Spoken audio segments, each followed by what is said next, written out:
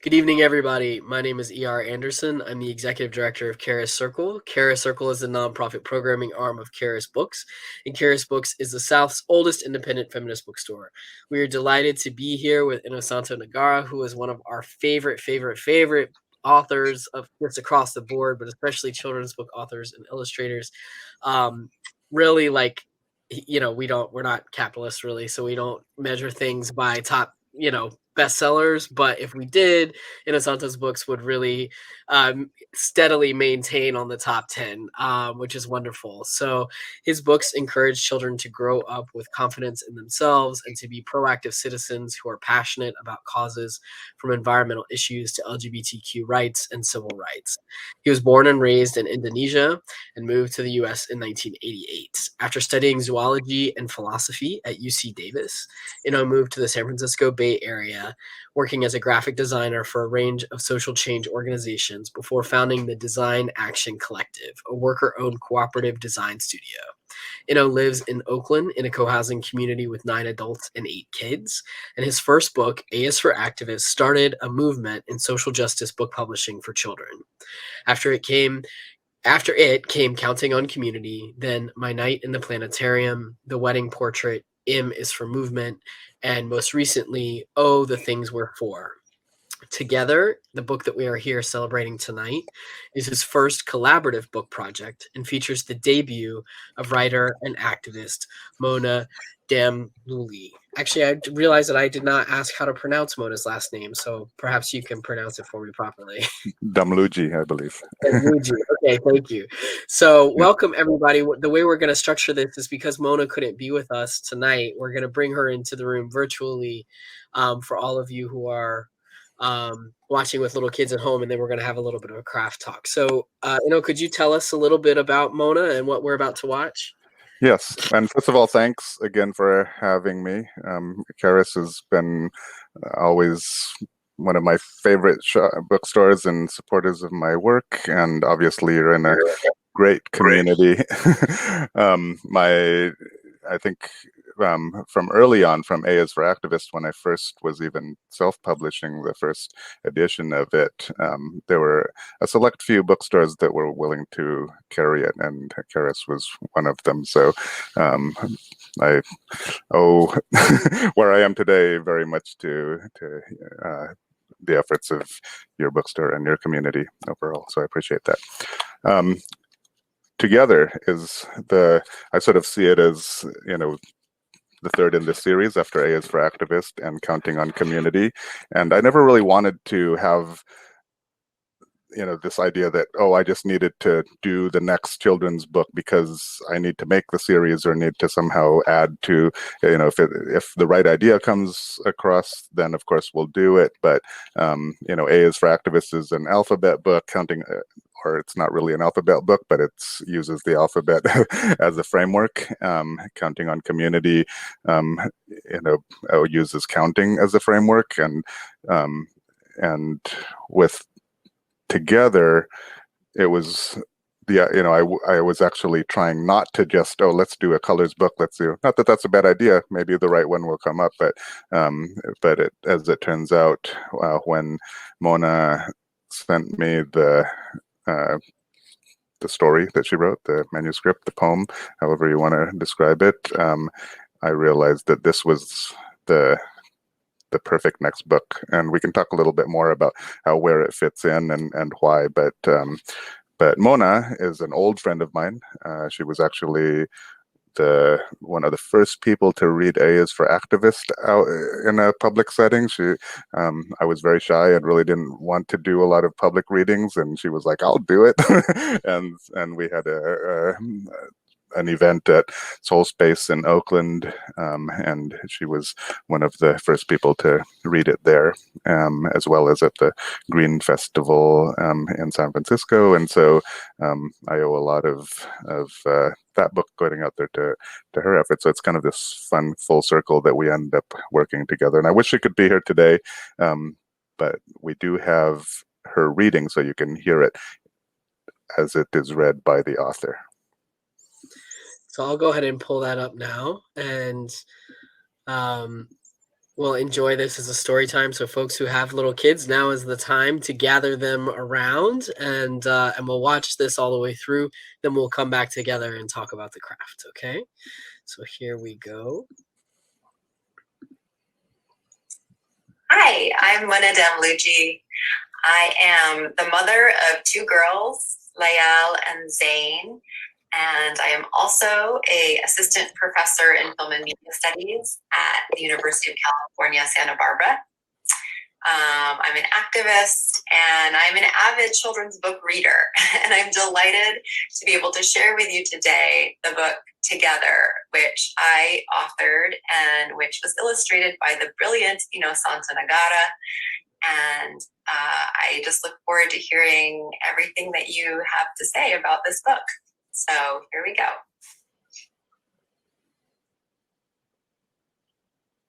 One star shines as distant light. And when stars shine together, they make our galaxy. One bee wanders through my garden. And when bees work together, they are a colony. One bird calls into the wind. And when birds call together, they make a cacophony. One tree grows toward the sun. And when trees grow together, they make a canopy. One voice sings a tender song. And when voices sing together, they make harmony. One instrument plays an unforgettable beat. And when instruments play together, they are a symphony.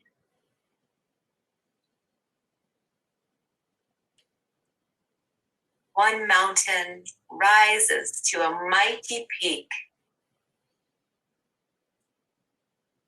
And when mountains rise together, they are majesty.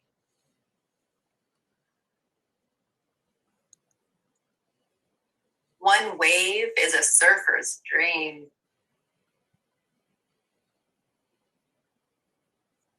And when waves move together, they are an endless sea.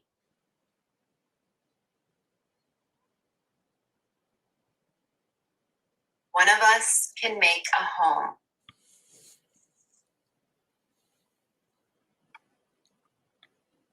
And when we come together, we are family.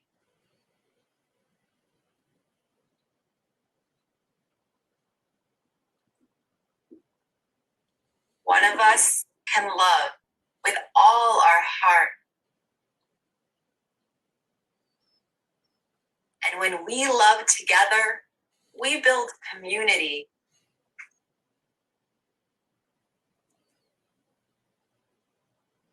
One of us can speak up for justice. And when we speak up together, we create a world of possibility. Thank you.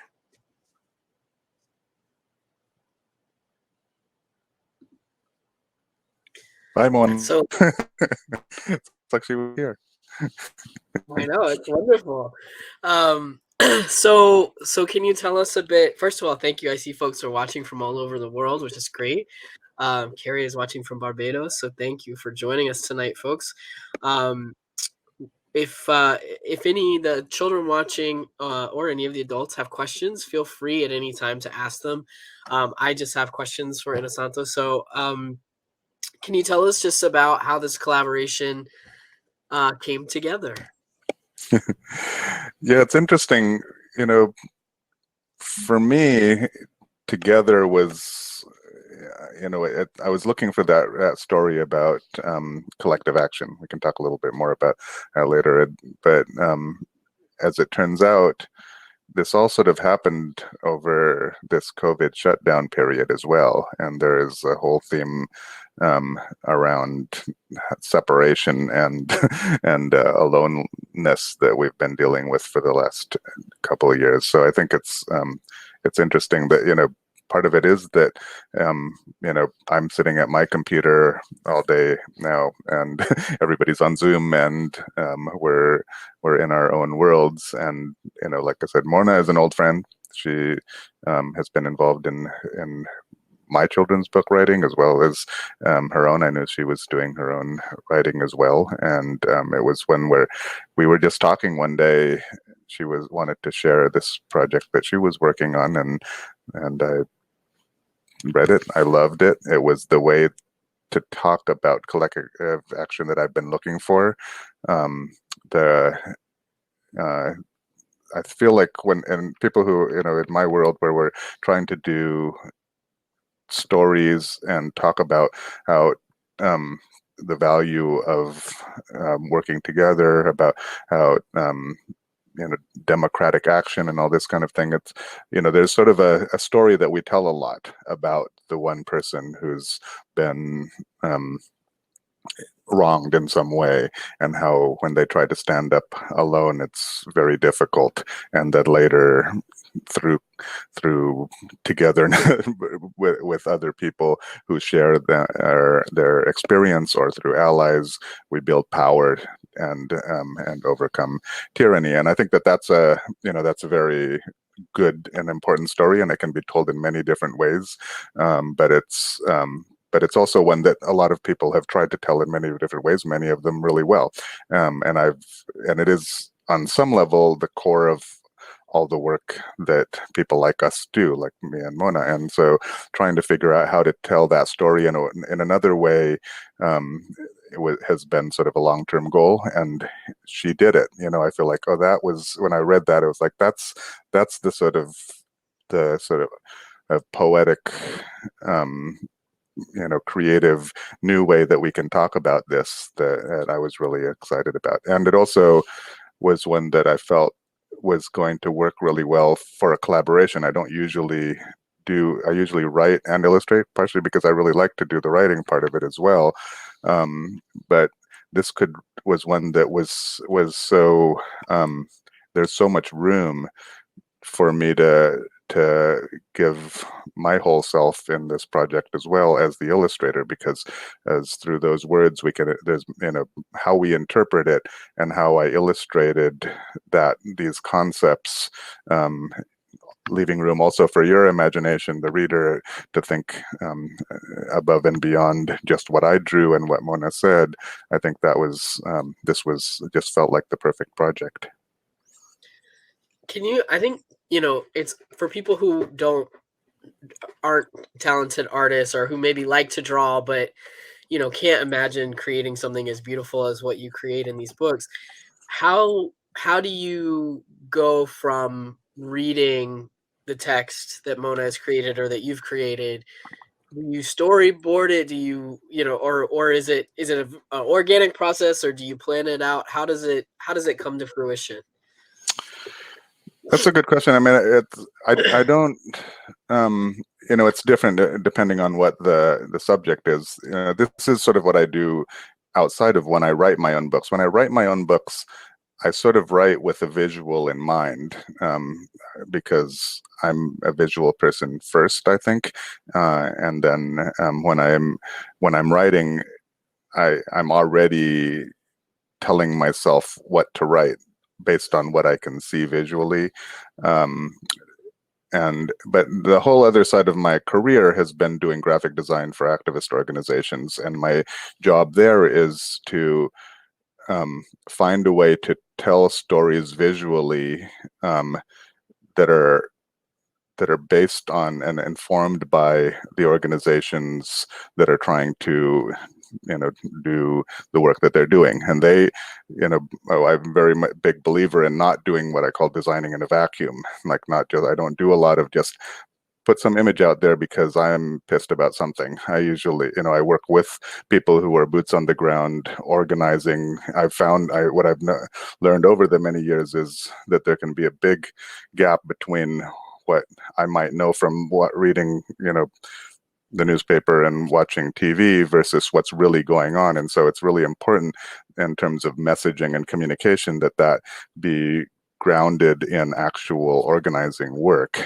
And so a lot of what I'm doing when somebody comes to me, say we want to do a poster for an action coming up, is I'm gathering information, getting an understanding of what their issue is, and then I'm trying to present ways of telling that story visually that aligns with the work that they're doing.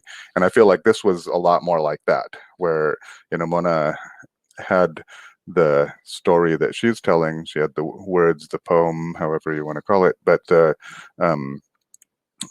my job was to find ways to tell that story visually. And so we did it collaboratively.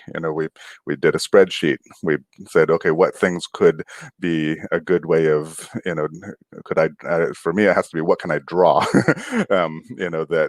Because not everything can be done well in a single, image. Usually the challenge is, if you start thinking about these things, you start thinking about a story, and then it becomes a movie basically. And it's like, movies are great, but this is going to not move, so we have to actually convey it in one image. So yeah, we did a spreadsheet. We tried different things. Some of the things got in, some of them didn't. We wanted to, we had to look at it both in terms of the ideas and how they connected to each spread, but also the ideas in terms of how much representation there was in the overall book from beginning to end. So it's a bit of a research project. Yeah, I think that's cool. One of the things that leftists are often accused of is making things too complicated, right? That the right simplifies things and says, those guys are the bad guys, we're the good guys, come sit with us, we'll protect you, right? And one of the things that I really respect and admire about your work is you bring concepts that could potentially be complicated. Sometimes people make them complicated, but you make them very accessible to children, but also to adults, right? Sometimes I sneakily give your books to the children of adults who I would like to impart these concepts to, right? And so I'm wondering if you could talk a little bit about how you get to the essence, both in your own writing, but also through the visuals of these much larger concepts of justice and kindness and connection and all of the things that are really about advocating for our shared humanity. Yeah, I mean, as far as I'm concerned, that's the job, right? Is to how to communicate ideas through stories and visuals in a way that that people can relate to, and both on an emotional level and on an intellectual level. Our ideas are, I think you put it really well. What the other side does is they simplify things, oversimplify things, I would say. And we are dealing with, we want to be able to both hold complexity, in what we're saying, and also bring it down to its essence, to the things that, that really I feel like we can all agree on.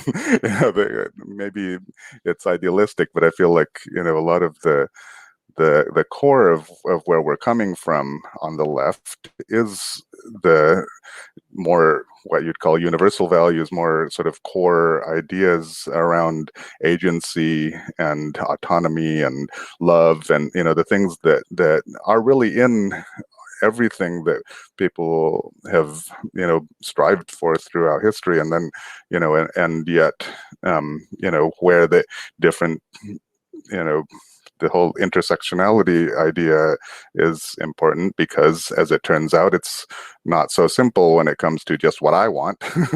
And and we're living in in communities of humans with all our diversity, and so finding ways to have all these these aspirations and desires and ways that we want to live be able to be compatible with each other, so everybody can be their full self, without infringing on other people.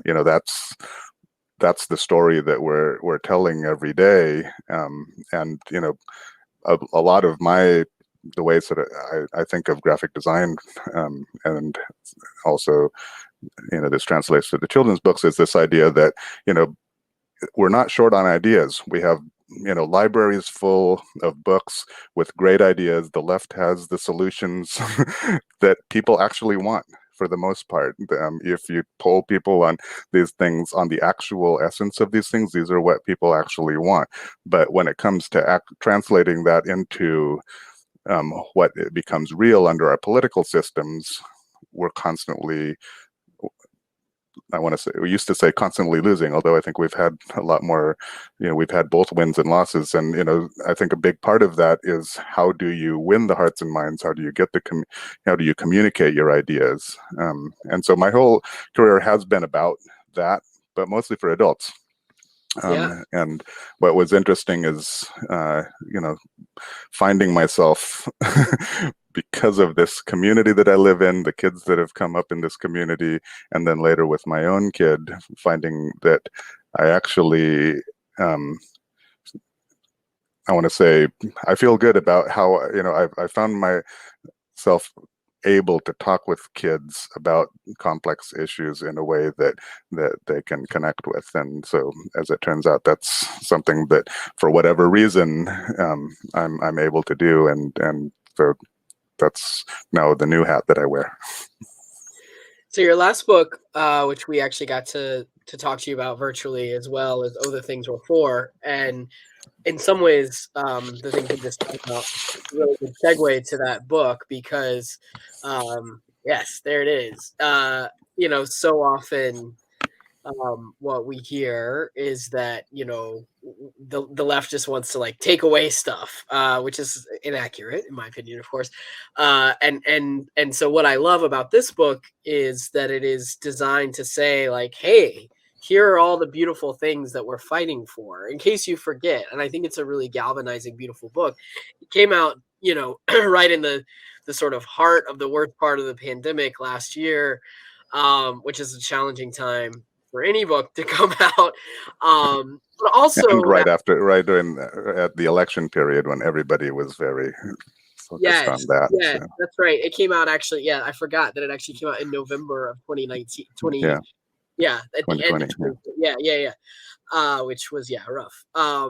But it was also a beautiful time, in the sense that it was a good reminder, right, of this is what we're fighting for, this is what's at stake. And so I wonder if you could just talk a little bit about that process, both of that book coming out, and then also what it was like for it to come out during that challenging time. Thank you. Yeah, for me, the way I tell this story is, A is for Activists was about the issues. Counting on Community is about how we live together now, is about collective action and and collectivity. And after those, the first two books, and this one together came later, but it's part of that series. And then came My Night in the Planetarium, which is about art and resistance and colonialism, and how to fight against dictatorships, which was appropriate. It was a particular issue at the time, because it came out right around when Trump was elected, so it seemed like the right time for that one. And then The Wedding Portrait was about direct action and civil disobedience, as why we sometimes break the rules as part of every social change movement. And then M is for Movement, which was a middle grade book, was about sort of how all that comes together in a more complex way, and all the different ways that social change requires all of us, all our the many strengths that we play, and the different all the different players in that. So there was sort of that was the body of work at the time. And Oh, the Things Were For was, ironically, it's what I actually spend more of my time on. I think, the idea of, I've spent much of my career as an activist fighting against things, and I'm never going to say that that's not important, and that may not be what when we see oppression, that's the first thing we have to do, is we have to first deal with the attacks that are coming directly at us. But having done this for a long time, you have to have something that you're striving for. Not everybody, but for many of us, the idea of having only sort of a barrage of problems that we have to stop, and not really having a vision of the future that we're for, is depressing. And I think the reality is, the left has always had this vision. It's not actually true that we spend most of our time on the things that we're against. It's just that that's what rises to the surface the most, and that is what seems to be sort of how we're painted. But so I figured, it was time to, especially as I'm talking to kids about stuff, to talk about the things that inspire us, the things, the vision that we have. And this goes back to what I said earlier. We have, libraries full of solutions. There's no shortage of what those solutions are. But we often have a hard time communicating them, because they're often wonky things, things like universal healthcare or something that, you're talking about, how do you pay for healthcare, and who cares about that if you're, when it's not the kind of things that, people think of as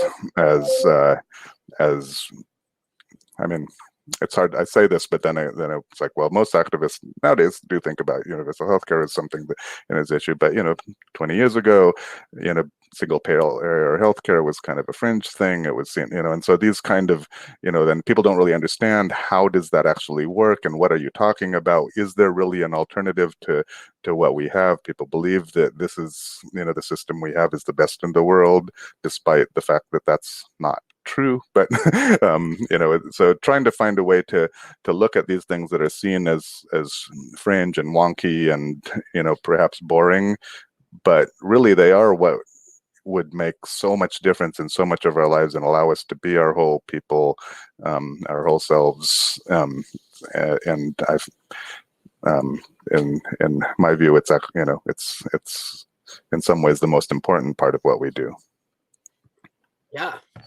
So, sort of final question, for the parents and teachers who are sitting at home watching this, who say, well, I agree with you. I love your work, but I'm not sure how to use this book to educate my child, or I'm not sure how to get this into my child's school library.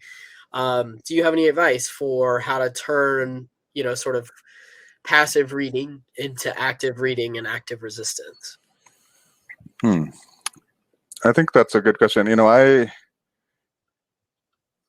I think of the books I write not in terms of being tools for teaching, even though many teachers, educators, and families have used them in these creative ways, and to me, that's just amazing. Like I remember when I first wrote A's for Activists, I would see a teacher, teachers wanted to have it in large format so they could read it to their, as read alouds, and I was like, really? Because I wrote that, to sit with a kid on my lap, and I'm not an educator, and I don't see, how you do that. And I'm always impressed with the people who do. And so, and I've tried to keep to that, the idea that, these books are sort of intimate experiences for a kid with whoever, if they're not reading yet, then it's, with the person that they're with. But that, the hope is that these are, they really are engaging literature for kids first and foremost. And so my quick answer to that is, well, put the books in the hands of kids And every time I've done that, the kids like it. So it's, not just in my community. I do think that the books do work for kids. I do a lot of field testing when I'm writing these books. I don't, again, same as my graphic design stuff, I don't just do it in a vacuum. I make sure that I actually read it to kids of the age group that is in the target age group, to make sure that they get it, that they're engaged by it. And now that I've been doing books for a while, I have a much broader community, so I can send this out to whole classrooms, and they'll read the drafts. I'll get the feedback from the kids, and I always tell the teachers and the parents that actually I really want you to fill out, have the kids fill out the surveys about what they think of the book, what parts they found boring, what parts they found interesting, what did they think worked, all this kind of stuff. How, what was their reaction to this and that, and all that. It's really important that, the parents will tell me what they think too. That's fine, but I really want to know what the kids think first and foremost. And so by the time these books are published, they're they're vetted by kids. And so I do believe in them as books that if you can get in the hands of the kids will actually be engaged by them as literature first and foremost. Now the strategy stuff around sort of how do you get into schools, and because the parents and the sort of the bureaucracies are sort of the bigger impediments, and there's a lot of people who look at the title and they're like, oh, I don't know if this is for kids. So all I can say is, they really are for kids, and in my experience, every kid's different, but kids like these books, so try them. That makes a lot of sense to me, that first and foremost, they need to be engaging literature. They need to be fun.